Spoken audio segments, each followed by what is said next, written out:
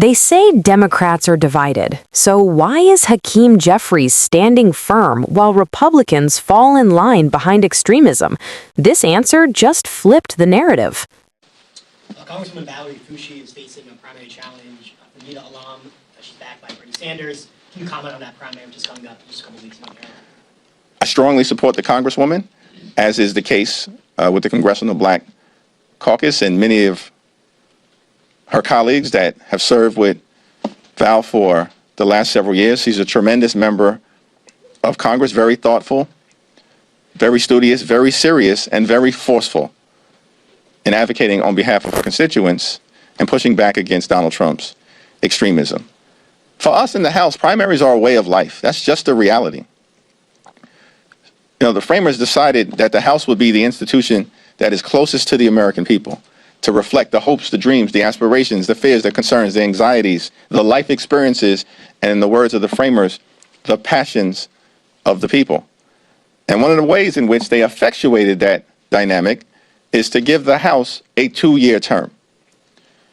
And so every 2 years, we have to go back to the people to make an argument to persuade them to renew our 2-year employment contract. That's just a way of life. It must be nice to have a 6-year term, but we don't have that luxury. And so that's going to mean, in many districts across the country, that there will be active primaries. And we embrace that as a reality of what the House is supposed to represent. But at the same period of time, I stand behind every single one of my Democratic colleagues, from the most progressive, Representative Ocasio-Cortez, to the more centrist ones like Tom Suozzi, and everybody in between. I stand behind all of them.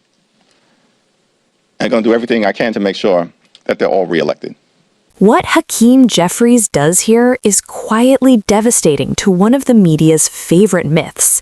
He doesn't panic, he doesn't scold progressives, and he doesn't throw Bernie Sanders under the bus for backing a challenger. Instead, he calmly reminds everyone what the House of Representatives was designed to be, the most democratic institution in American government, closest to the people, accountable every 2 years, and shaped by open competition. That's not weakness. That's democracy working exactly as intended. Jeffries makes something very clear that cable news loves to ignore. Democratic primaries aren't signs of chaos, they're proof of confidence. A party that allows debate, ideological range, and voter choice is a party that actually trusts the public. And when he says he stands behind every Democrat, from the most progressive to the most centrist, he's drawing a sharp contrast with today's Republican Party, where dissent is punished and loyalty to Trump matters more than loyalty to the Constitution.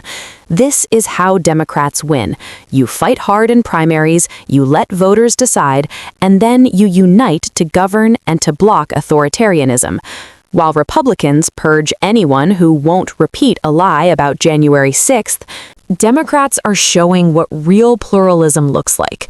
Grown-ups debating policy without tearing democracy apart. And that's the part viewers need to hear. Disagreement inside a pro-democracy party is not a crisis. It's a